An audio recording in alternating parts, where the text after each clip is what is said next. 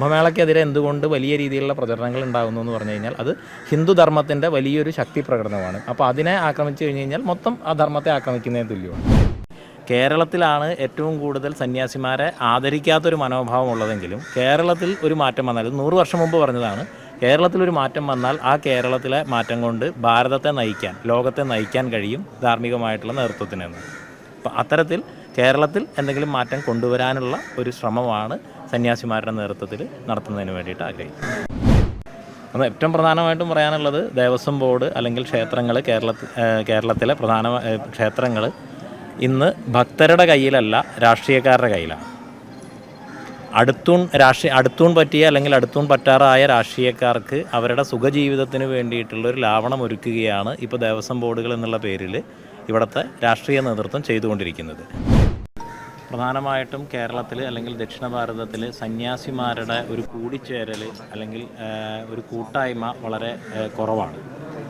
അഖാഡകളുടെ പ്രവർത്തനത്തിലൂടെ നമ്മൾ ഏറ്റവും കൂടുതൽ ശ്രദ്ധിക്കുന്നത് എല്ലാ ആശ്രമങ്ങളെയും എല്ലാ പരമ്പരകളെയും കൂട്ടിച്ചേർത്തുകൊണ്ട് സന്യാസിമാരുടെ നേതൃത്വത്തിൽ സമാജത്തിൽ ധാർമ്മികമായിട്ടുള്ള ഒരു ഉന്നതി ഉണ്ടാക്കാനും സമാജത്തിന് ശക്തി പകരുന്നതിനും വേണ്ടിയിട്ടാണ്. ഇപ്പോൾ ദക്ഷിണ ഭാരതത്തിലെ കർണാടകയിലെയും തമിഴ്നാട്ടിലെയും ഒക്കെ വീരശൈവ മഠങ്ങളിലെ സന്യാസിമാർ, ആധീനങ്ങളിലെ സന്യാസിമാർ, കേരളത്തിലെ പരമ്പരകളായിട്ടുള്ള ശിവഗിരി മഠത്തിലെ തീർത്ഥപാദാശ്രമത്തിലെ അങ്ങനെ എല്ലാ സന്യാസിമാരെയും ഒരുമിച്ച് ചേർത്തുകൊണ്ട് ഭാരതത്തിലെ മുഴുവൻ സന്യാസി പരമ്പരകളിലെയും കേരളത്തിലേക്ക് കൊണ്ടുവന്നും സന്യാസി പരമ്പരകളുടെ ആചാര്യന്മാരെ കേരളത്തിലേക്ക് കൊണ്ടുവന്നുമൊക്കെ ധാർമ്മികമായിട്ടുള്ള ഒരു നേതൃത്വം സമാജത്തിന് നൽകി അങ്ങനെ സമാജത്തിന് ധർമ്മത്തിൻ്റെ പാതയിൽ ചരിക്കുന്നതിന് വേണ്ടിയിട്ടുള്ള ശക്തി നൽകുന്നതിന് വേണ്ടിയിട്ടാണ് അഖാഡ ഉദ്ദേശിക്കുന്നത്. മറ്റൊരു കാര്യം ചോദിക്കാനുള്ളത്, തങ്ങളുടെ ആദ്യത്തെ പരിപാടി കൊച്ചിയിൽ വെച്ച് നടക്കേണ്ട, തൃശ്ശൂർ നടക്കേണ്ട പരിപാടിക്ക് അനുമതി നിഷേധിക്കുന്നതുമായി ബന്ധപ്പെട്ട പ്രശ്നമുണ്ടായിരുന്നു.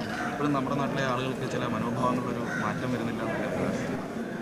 അതിൻ്റെ സംഘാടകർ തീരുമാനിക്കേണ്ട കാര്യമാണ്. ജനങ്ങൾ സ്വീകരണത്തിന് പറഞ്ഞു, അത് എന്താണ് അല്ല അതിൻ്റെ കാര്യങ്ങൾ അവർക്കാണ് കൂടുതൽ അറിയുക. അത് നമ്മളെ അഭിപ്രായം പറയുന്ന കാര്യങ്ങൾ നമുക്കറിയില്ല പൂർണ്ണമായിട്ടും.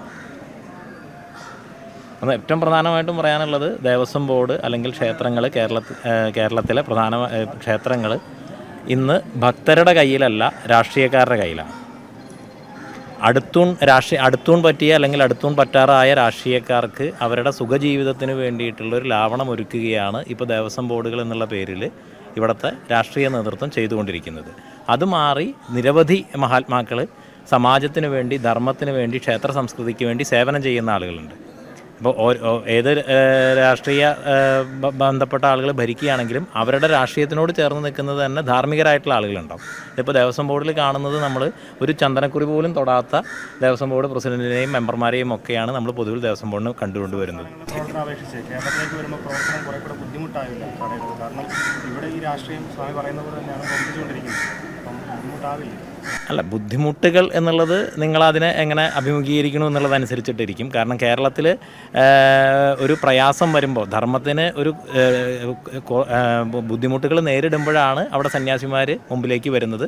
സന്യാസിമാരെ സംബന്ധിച്ചിടത്തോളം അതിനൊരു ബുദ്ധിമുട്ടായിട്ട് കാണുന്നില്ല, അതിനെ ഒരു നിയോഗമായിട്ടാണ് കാണുന്നത്. ഇപ്പോൾ സദാനന്ദ സ്വാമികൾ, കേരളത്തിൽ ആദ്യത്തെ ആശ്രമമായിട്ട് സ്ഥാപിച്ച സദാനന്ദ സ്വാമികളുടെ ശിഷ്യൻ ആത്മാനന്ദ ഭാരതി സ്വാമിജികൾ കേരളത്തിൽ അഖാഡകളുമായിട്ട് ബന്ധപ്പെട്ട് കേരളത്തിൽ വരുന്ന ആദ്യത്തെ സന്യാസിയാണ്.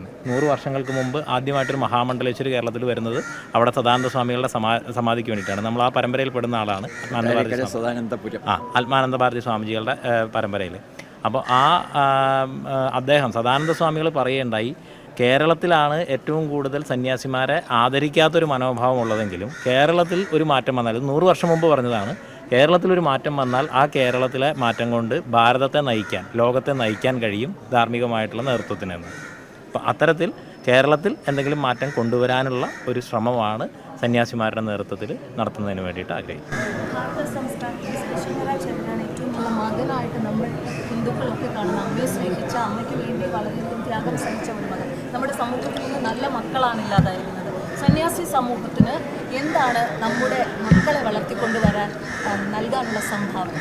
ഒന്ന്, കേരളത്തിലെ പ്രത്യേകിച്ചും ഒരു കാര്യം, ഇവിടെ ഭാരതത്തിലെ മറ്റെല്ലാ സംസ്ഥാനങ്ങളിലാണെങ്കിലും എല്ലാ സ്ഥലങ്ങളിലും, ഉത്തരഭാരതത്തിലെ എല്ലാ ഗ്രാമങ്ങളിലും അഖാഡകളിലെ ആശ്രമങ്ങളോ കുടികളോ ഉണ്ട്. അവിടെ ആ ഗുരുക്കന്മാരുടെ സമീപത്ത് വന്നിട്ടാണ് അവിടെയുള്ള ഒട്ടുമിക്ക കുട്ടികളും വളരുന്നതും അവരുടെ ജീവിതത്തെ മുന്നോട്ട് കൊണ്ടുപോകുന്നതിന് വേണ്ടിയിട്ടുള്ള ഉപദേശങ്ങൾ സ്വീകരിക്കുന്നു. ഇവിടെ ആശ്രമങ്ങളുമായി അങ്ങനെ ബന്ധപ്പെടുകയോ അങ്ങനെ ഒരു ഗുരുക്കന്മാരുടെ ഉപദേശം സ്വീകരിച്ചുകൊണ്ട് ജീവിതത്തെ മുന്നോട്ട് കൊണ്ടുപോവുകയോ ചെയ്യുന്നൊരു സമീപനമില്ല. നമ്മളുടെ മിക്ക, അതായത് സർക്കാർ ഭരണത്തിൻ്റെ ഒരു പ്രത്യേകത കൊണ്ടായിരിക്കാം, മിക്ക ക്ഷേത്രങ്ങളിലും തന്നെ സന്യാസിമാർ വന്നു കഴിഞ്ഞ് കഴിഞ്ഞാൽ അവർക്ക് ഭക്ഷണം കൊടുക്കാനോ അവർക്ക് തങ്ങാനോ ഒക്കെ വേണ്ടിയിട്ടുള്ളൊരു വ്യവസ്ഥകളോ ഇല്ല. അപ്പോൾ അങ്ങനെയുള്ള കാര്യങ്ങളിൽ ഒരു മാറ്റം വന്നാൽ, അതായത് നമ്മുടെ ജീവിതത്തിലേക്ക് നമ്മൾ ആചാര്യന്മാരെ ഗുരുക്കന്മാരെ സ്വീകരിച്ചു കഴിഞ്ഞ് കഴിഞ്ഞാൽ സ്വാഭാവികമായിട്ടും കുട്ടികളിൽ അതിനനുസരിച്ചിട്ടുള്ള മാറ്റം ഉണ്ടാവും. ഇപ്പോൾ കുംഭമേളയ്ക്കൊക്കെ വരുമ്പോൾ നിങ്ങൾക്ക് കാണാം, അവിടെ വളരെ ചെറുപ്പക്കാരായിട്ടുള്ള ആളുകൾ ഈ ധർമ്മത്തിന് വേണ്ടിയിട്ട് വലിയ സേവനം ഓരോരോ ആശ്രമങ്ങളുടെ ശിബിരങ്ങളിൽ ചെയ്തുകൊണ്ടിരിക്കുന്നു. രണ്ട് കാര്യങ്ങൾ. ഒന്ന്, അടുത്ത ശ്രദ്ധയിൽപ്പെട്ടതാണ് തിരുവനന്തപുരത്ത് ഒരു ക്ഷേത്ര പരിപാടിക്കിടെ കൊടിയൊക്കെ വീശുന്നതും വിപ്ലവഗാനങ്ങളൊക്കെ പാടുന്നതുമൊക്കെ. അതൊക്കെ ഒരു ക്ഷേത്രാചാരങ്ങൾ നേരത്തെ പറഞ്ഞതുമായി ബന്ധപ്പെട്ട് തന്നെയാണ്. ക്ഷേത്രം അടുത്തും പറ്റിയ രാഷ്ട്രീയക്കാർ ഭരിക്കുമ്പോൾ അവിടെ ക്ഷേത്രത്തിൽ എന്താണോ നടക്കേണ്ടത് അത് മാത്രം നടക്കില്ല, എന്തൊക്കെയാണോ നടക്കാൻ പാടില്ലാത്തത് അതെല്ലാം നടക്കും. അതുപോലെ മറ്റൊരു കാര്യം, ഈ ആനയെഴുന്നള്ളിപ്പ് അത്തരം വിഷയങ്ങളുമായി ബന്ധപ്പെട്ട് അടുത്ത ചില ഇടപെടലുകൾ ഉണ്ടാകുന്നുണ്ട്, അല്ലെങ്കിൽ ഇടപെടാനുള്ള ചില ശ്രമങ്ങൾ നടക്കുന്നുണ്ട്. അതിനെയൊക്കെ ഏത് രീതിയിലാണ് കാണുന്നത്, അല്ലെങ്കിൽ അത് പ്രതിരോധിക്കാനുള്ള മാർഗ്ഗങ്ങൾ? അതായത് ആചാരങ്ങളും അനുഷ്ഠാനങ്ങളും എല്ലാം തന്നെ ദേശവും കാലവുമായിട്ട് ബന്ധപ്പെട്ടതാണ്. ദേശാചാരങ്ങളുണ്ട്, കാലാചാരങ്ങളുണ്ട്, പരമ്പരയായിട്ട് തുടർന്നു വരുന്ന കാര്യങ്ങളുണ്ട്.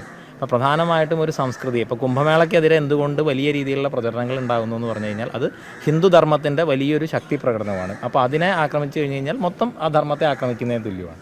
അതുപോലെ ഇവിടെ നടക്കുന്ന ഹിന്ദുക്കളുടെ വലിയ ആഘോഷങ്ങളെ, ഇപ്പോൾ ഉത്തരഭാരതത്തിൽ ദീപാവലി വരുന്ന സമയത്ത് മാത്രമാണ് എയർ പൊല്യൂഷനെ കുറിച്ചിട്ടുള്ള വാർത്തകൾ വരിക. അതിനു മുമ്പ് മറ്റുള്ള സംഗതികളെക്കുറിച്ചിട്ട് ഒന്നുമുള്ള വാർത്തകൾ വരില്ല. അപ്പോൾ അങ്ങനെയുള്ള രീതിയിൽ ഹൈന്ദവമായിട്ടുള്ള ആഘോഷങ്ങളിൽ അഹൈന്ദവമായിട്ടുള്ള വലിയ കൂടിച്ചേരലുകൾക്കെതിരെ നടക്കുന്ന പ്രചരണം, അത് അത്തരത്തിലുള്ള കൂടിച്ചേരലുകളെ, അത്തരത്തിലുള്ള ഒരു ധർമ്മത്തിൻ്റെ ശക്തിയെ പ്രകടിപ്പിക്കുന്ന അവസരങ്ങളെ കഴിയുന്നത്ര ഇല്ലാതാക്കുന്നതിന് വേണ്ടിയിട്ടുള്ളൊരു ശ്രമമായിട്ടാണ് നമ്മൾ മനസ്സിലാക്കുന്നത്.